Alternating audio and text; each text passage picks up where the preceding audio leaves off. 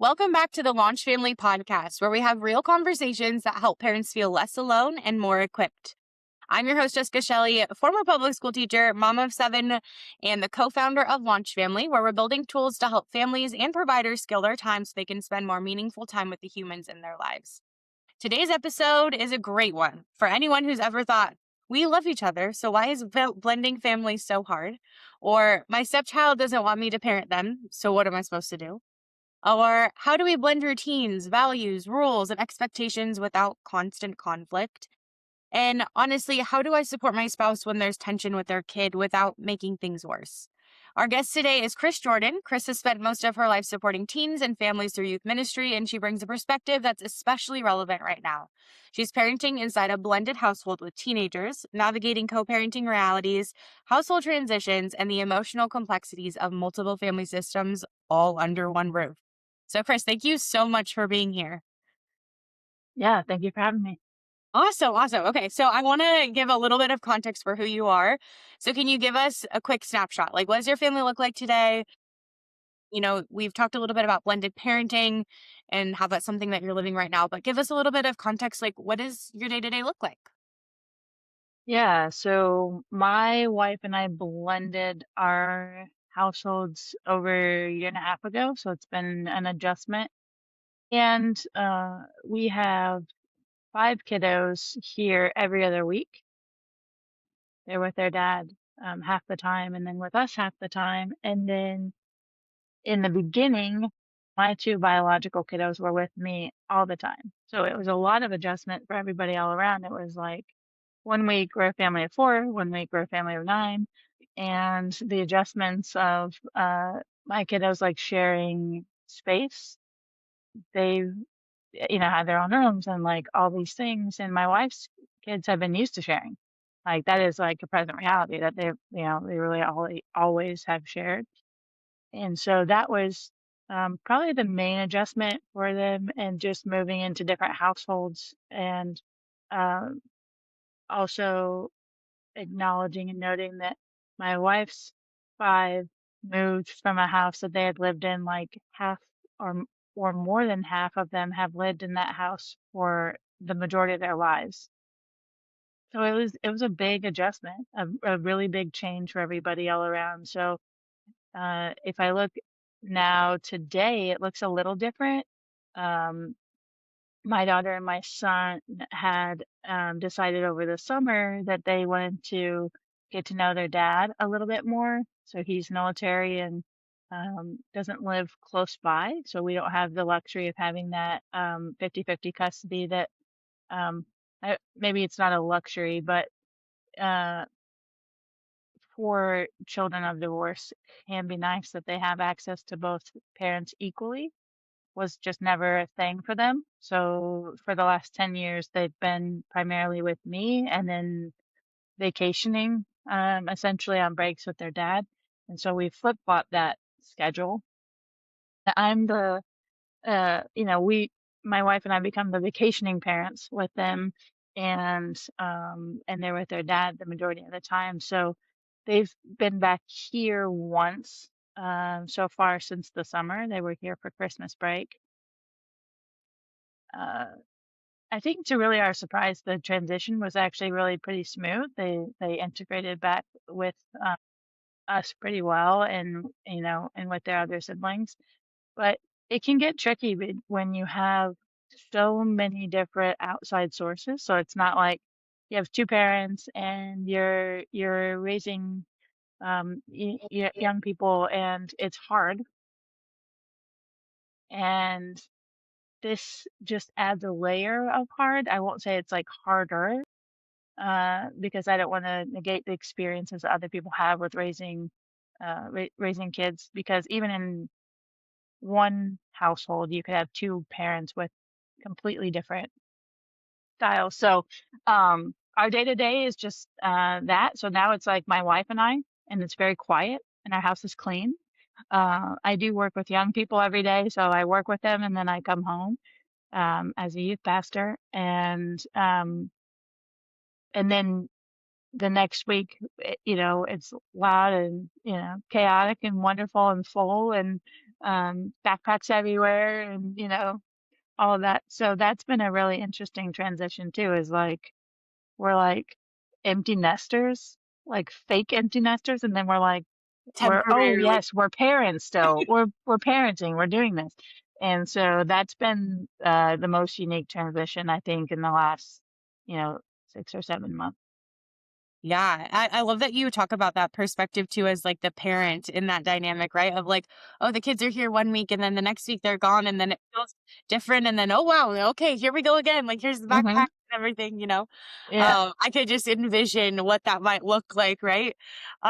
Well, you had mentioned that you work with youth and kids and you've lived actually coast to coast in a variety of different contexts. So how has that actually shaped your view of how you see families and specifically the teen dynamic? I know you have teens right now, um, as your own children. So maybe you could speak to that a little bit. Like how is that kind of broadened a view of families in general?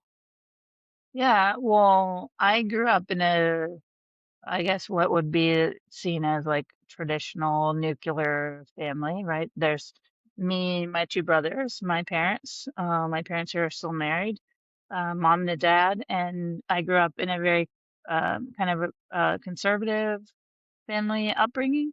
And so my formative years, my values are shaped around like this is how family looks. You have a mom and a dad, and you have 2 or 3 kids, and you go to church every Sunday, and you do all these things, and the dad works, and the mom takes care. I mean, it was very like if you talk about traditional gender roles and traditional Mm. uh, kind of thing. So my mom didn't work outside of the house until we were probably in middle school, and it was just to pay for braces.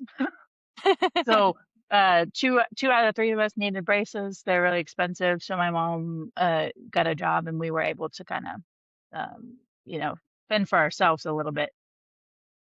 So that was my upbringing, and that was on the West Coast, which so my family was really conservative and more of like maybe like a more, I'll use the word conservative and liberal, but those are really I think buzzwords for me. But um maybe like traditional environment, and then also in a state that's more open, lots of different religious beliefs, backgrounds, people who are not religious, things like that. A lot of families that look a lot different than mine. We had friends that were like in raised by their grandparents or multi-generational environments or um, different things like that. So when I was in high school, we moved to Kansas. I lived there for a while, and that was even a different switch for me because the culture around like neighborhoods and things, like people brought you food and they brought you desserts, and w- we thought that was really strange. In Oregon, you know your neighbors, but they're not bringing you like welcoming desserts when you move into the neighborhood. And so then you learn a little bit about family as an extension of your neighborhood, and people would eat together and have like neighborhood parties and get-togethers, and that was really unique. And it's like almost that your family extends into your neighborhood. People are looking out for people and taking care of, and like you have tons of moms now, right? So if you're getting into trouble, the neighborhood moms, they know you, and they're gonna be like, no, I'm gonna be calling up your parent, and so that gives you a different perspective and uh, perspective of family, what that looks like, how that might be, and then as an adult, lived coast to coast as well. Lived on the East Coast and the West Coast, and then um, as I mentioned before, my ex-husband's military, so that environment is also completely different. You have tons of people that aren't related, that don't know each other, and they're having this same experience of being apart from their families. And we were really young when we decided to join the military, and that's when we had started having our family. And it's kind of like this big community of people who take care of each other as well. and it's really unique. It's pretty countercultural, I think, to a lot of experiences out, especially in like the States, where everything is so, you know, closed off to your family, your thing. For the most part, you're just taking care of, and then you might on the weekends, eat dinner with somebody or go to church and have a potluck or something like that. And so it was really community oriented, everyone taking care of each other. And that was a beautiful, unique experience. And then to mention, working in youth ministry, it's like you have a glimpse into a lot of different family environments in that way, um, as well. So hopefully that answers your question without rambling too much. No, no, that was super helpful. And I think you brought up a lot of points that probably our listeners resonate with as well. My background and story. So I grew up in a suburb of Portland, and then we moved to the South, and it like that was a huge cultural shift, Yeah. right? Of like, oh my goodness, like I can actually like even today, like I can trust that my kids will go play outside with the neighborhood kids. Whereas like when we lived in Portland, that was not something that I would consider because you really do have that sort of more neighborhood lens, I guess, Yeah. with, like, the household, and I love how you described it as, like, the extension of the family, right? Like, your friends do kind of start to integrate in or, like, the potlucks or maybe if you're part of a faith community, like, um, all of those can be extensions of how you describe your family, and I love that, sort of perspective. In the military piece, again, like, that shared experience, and so for our listeners listening in then and maybe they're part of a group or something, or maybe you're part of the military where there's this shared lived experience. I had a medically fragile kiddo, and I remember that was something that really united us and we all felt like a family and we're like Yeah. praying for each other or sending sending meals Right. through Uber Eats or whatever it could be. And it did feel like that extension. So I want to go one step further because again, like you have teens and my kiddos are younger. And so a lot of parenting advice really focuses on like those formational years, birth to 3 and then like elementary level, like how can you set your kids up? So what actually like shifts, I guess, or changes when you talk about like blending families with teenagers versus like blending when your kids are younger? Yeah. From your Yeah. perspective or your experience? Yeah, absolutely. Yeah. I think for me, especially with, uh, so my wife and I blended a family of 7 teenagers, and we had one that was like, I guess now he's on the cusp of like preteen. He's 11. Okay. So, and he's the youngest of Of all 7. of these other kiddos. So he can hang out, he can hang out with the teenagers. He can stand his ground. Um, for me, there's two things that make it a little bit complex is because when I entered into their lives, my wife was also kind of re-engaging with uh being a part of a organized faith community again because they weren't for a while, and they had lots of other like spiritual traditions and practices and groups that they were part of, more so like at people's houses and um smaller and uh more designed for where they were at with what they needed. And so I think two things happened. I became um their kids youth pastor Mm, and their stepmom at the same time. So I'm like, how do I? So it's like navigating a balance um, like helping them understand when I'm showing up for you at church, I'm not showing up for you as your stepmom, and I'm not here to be your parent. Uh, I want to connect with you, and wherever you are, you have questions, you don't believe, you have doubt, you don't want to be here, whatever it is, right?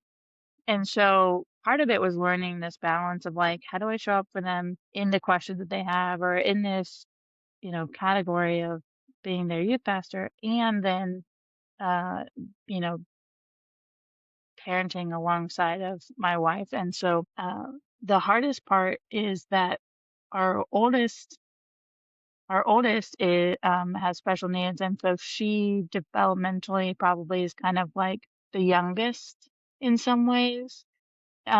So that was the easiest for me. It's like, hey, you can color and hang out, and it was really easy for me to jump in as far as like co-parenting with her.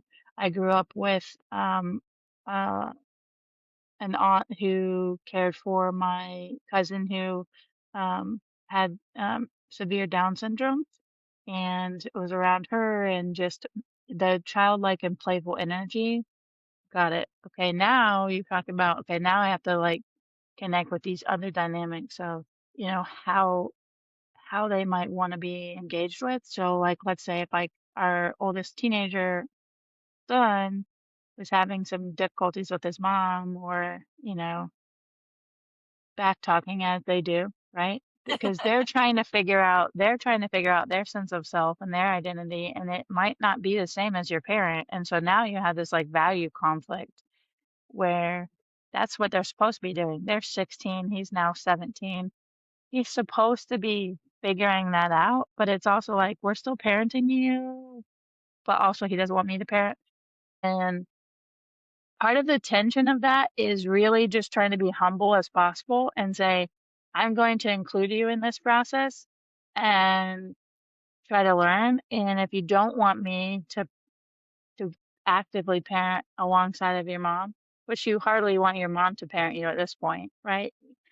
And so how do we show up and still like offer guidance and correction?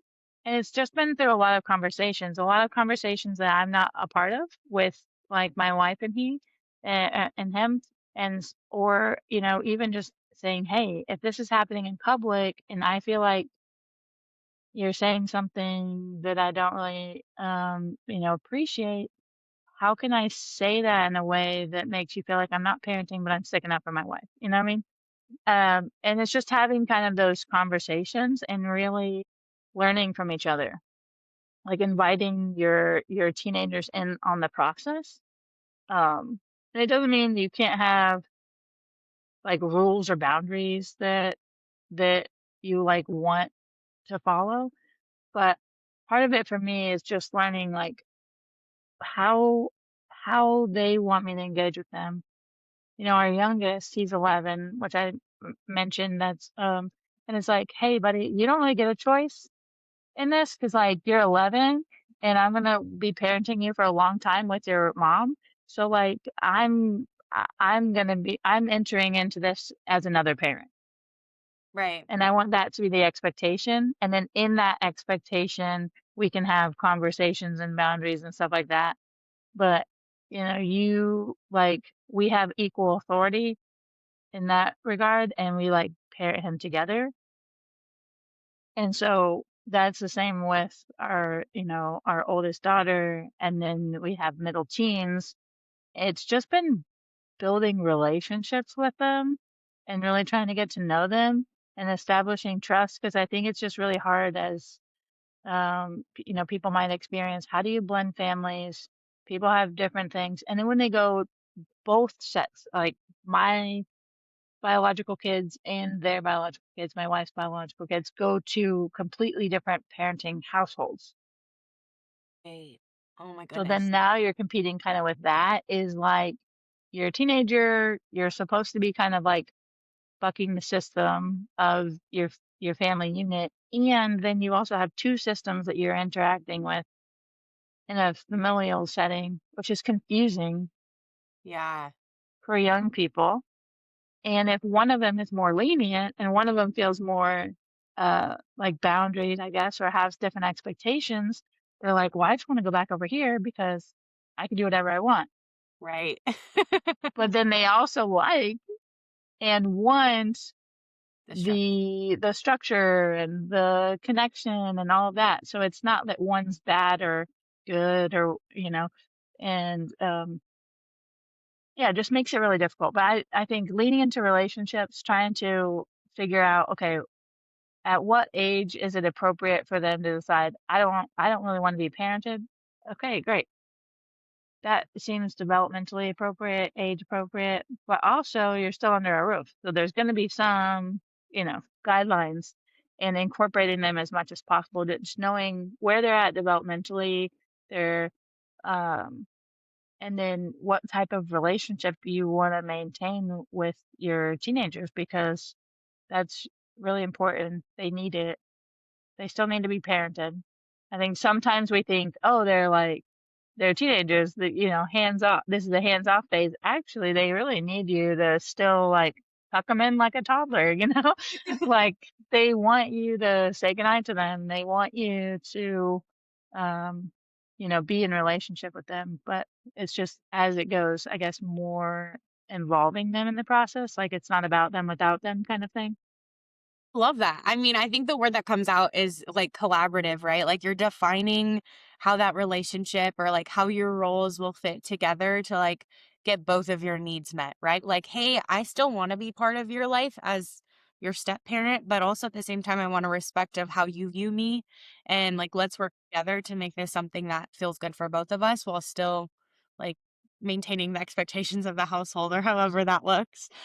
Yeah. Um, I think that's I don't know, like, I'm thinking about my personal experience, and I was a kid raised in blended homes, and, one of the things that stood out is maybe even how we've considered parenting in the past or, like, what was the norm for blended families maybe 15, 20 years ago, right?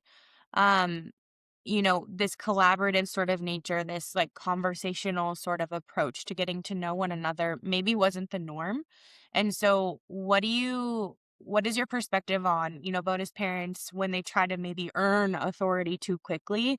Or maybe like how does that dynamic work? Like how are the two kind of different approaches? How do those play out in life, I guess? Yeah. I mean, I can speak to my experience too. Well, I definitely did that initially because it felt so comfortable to parent. Like I'm parenting all the time, Right. especially what like I have my kiddos all the time, so I'm like always in parenting mode. I'm not never, not in that. Yeah. And it didn't go super great. It wasn't terrible, but it was like you're just there's so much tension and friction with it. And I think some of it just takes humility to like, step back and be like, okay, it's not my way or the highway kind of thing. How do I acknowledge that one, they've been through a lot too. Like they moved into a new house, a new environment, new siblings, new parent, all of that kind of stuff.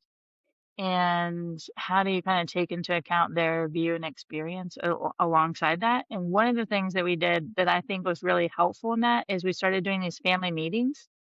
Mm, So every time they would come back to our house, we'd give it like a day or so. But before the week gets started, we would have these family meetings where they could share like what do they need in the week? What um what do they wanna be what ways could they be seen, And so then we would write it down like, okay, this kiddo needs help with their homework. This kiddo wants to be told that they're doing a good job at whatever. And so then we can kinda know there's 7 of them, there's 2 of us. We don't know if we don't know if you're meeting your exact need or your love language or whatever. And it was just kind of a way to help them, uh have a voice or have a say, and then also for me to say, "Hey, like, I chose to be here. I'm choosing to be here with you and with your mom and in this space, and my job is to love your mom well, and part of that, while you guys are here, is to back them up in parenting." And so it's gonna feel uncomfortable sometimes. It's gonna feel like, "Don't tell me what to do. You're not my parent." And also, how do we work through that? So I think those were helpful. And, it's definitely not perfect, but from day one to now, like we've gained a lot of trust with each other and, you know, um, the ability to say, hey, I'm sorry. If I get triggered and, you know, um, I'm not a yeller, but I can raise my voice and like, or say, hey, and they're like, whoa, where's this coming from? Because I'm just so even killed most of the time. And just say, hey, I'm sorry for yelling or scaring you or whatever. And also, how can we do this differently? Can you help me understand what you need when that's happening? Here's a little bit about what was happening for me and having some more honest conversations that, yeah, maybe we didn't have those. I know that like My parents were like the parents of like, you do what you're told and you don't complain, you don't have a say. There is no say for you. You either do it or you don't do it. And if you don't do it, you're gonna have a consequence and it's not gonna be something that you have a say in whatsoever. It's gonna be, kind of enforced upon you. And it's more like, how is the power structure? Sometimes you need unilateral power where you have power over the child, like especially when they're young. They can't just run into the street. You can't negotiate with them about not running into the street, right? They're 3 years old. They're like you're trying to, you have to like pick them up, scoop them up, and get them out the street. You have to have power over them with that. When I think when you shift into the teenagers, it's like important for the parents to say, okay, now I have to have power with them Mm, because I'm preparing them to go out into the world or I'm preparing them to be more independent. And I don't want them to think that the only source of power in the world is to have power over people, have to tell people what to do. right. So now I have to share power with them, which is really hard because they might not choose to do the thing that you want them to do. And how does that work? And then how do you have natural consequences versus enforced consequences and all that kind of stuff? So, um, I think for every family, it's just going to be unique of how do you choose to do that with your, co-parent, um, in the relational dynamics with the periphery parents, right? The parents who are still parenting every other week or however. And can you incorporate there? Like, can you guys have more of a say? Sometimes we can, and sometimes we can't, and we have to be okay with kind of those um those points of tension as well, navigating through those.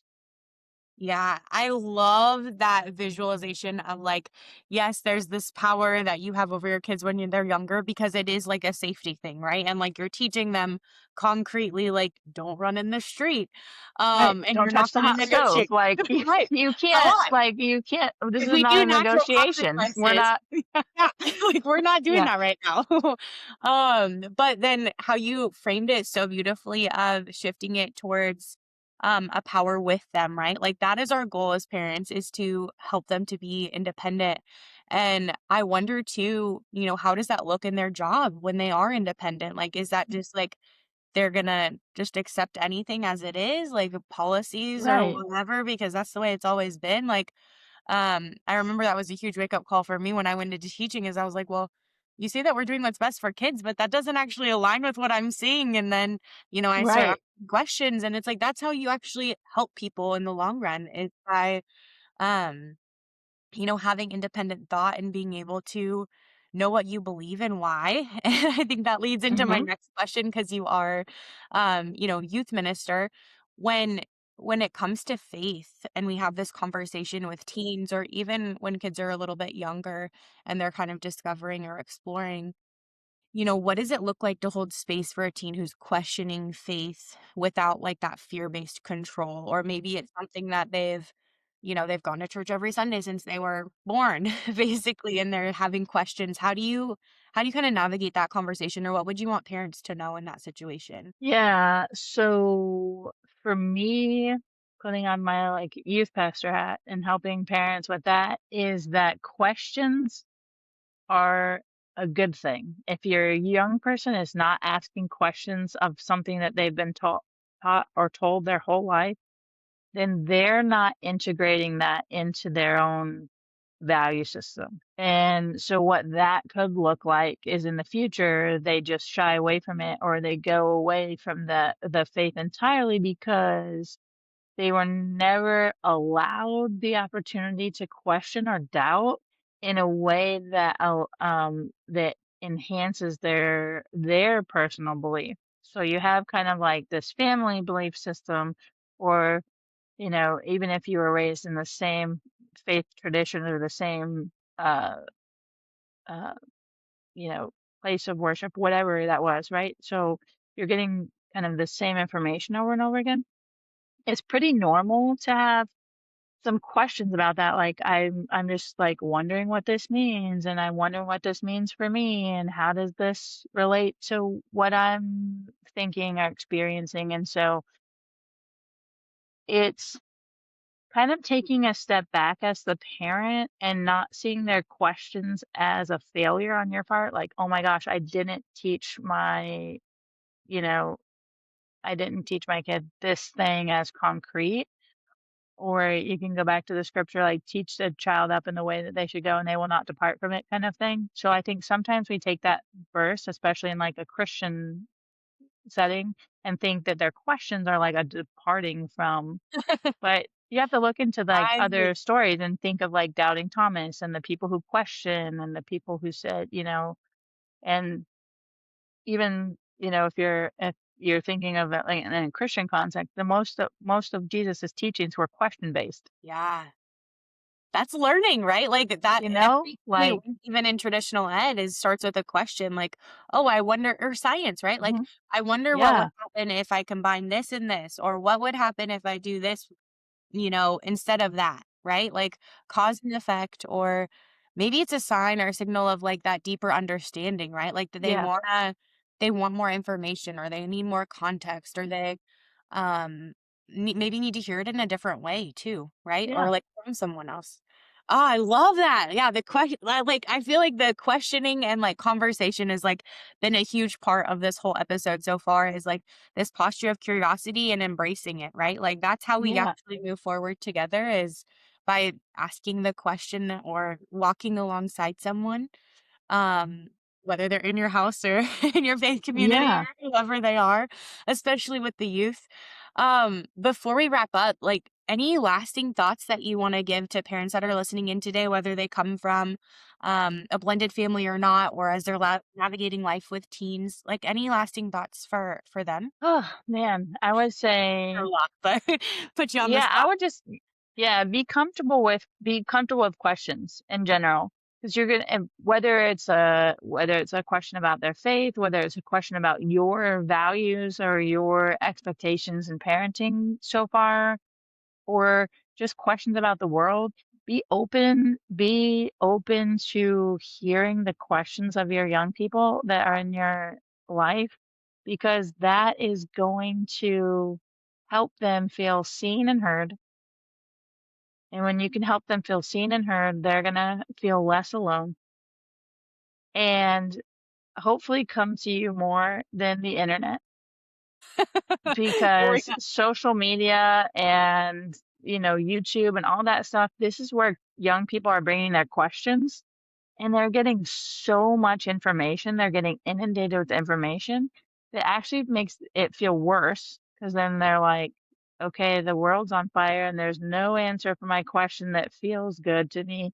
And I don't know if I can ask my parent, because the last time I asked them, they got, so we have to work on not being offended with their questions, or not like taking that authoritative stance, and because we're worried about them having the questions, or we're worried about their faith, or we're worried about their values, and being okay with letting them kind of like wrestle with those questions with people who can support them in navigating whether there's an answer or not. Because sometimes there's not an answer to the question is the answer, and then you'd have to sit with the mystery of it. But I would just say try to get comfortable with sitting with your teens and asking questions. If you don't have a family meeting on the calendar, and that's something that you can put on the calendar, weekly, monthly, or individual check-ins with your kids, like, hey, tuck them in every so often. Like, you don't have to like physically tuck them in, but go in their room and say, hey, I just want to sit with you a while before I go to bed. And how are you? What's hard for you right now? What's something that you're worried about? How can I show up for you this week? You know, I think we forget to ask these kind of questions, especially with our teenagers, because we're like, oh, they're like self-sufficient. They're doing it. So that would be my like parting or words Oh, of wisdom. I love that. Like that the question's rooted in also connection, right? And that being that safe support for them, or that kind of like solid foundation where they can just come and know that you're that resource or that support for them. Well, Kris, I just want to thank you for bringing the honesty to something that so many families are living with and through really, really kind of quietly and behind the scenes. It's not something that's talked about a lot, but obviously it's in multiple households across the Yeah. US and the world as a whole. To our listeners, if you're listening and you're in a blended family, or if you have teenagers at home, or you've got kiddos that are walking in their faith or exploring that kind of concept, here's what I hope that you walk away with today, that you know that this is hard.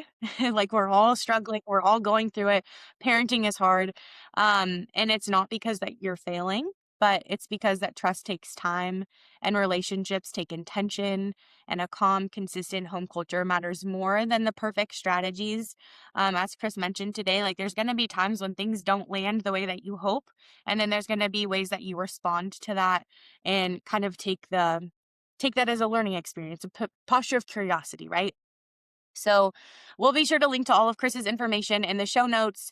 And if you want more conversations like this one, ones that don't shame parents, but actually equip you, be sure to follow the podcast and share this one with a friend who needs it. Have a great rest of your day, and be sure to catch you on the next one.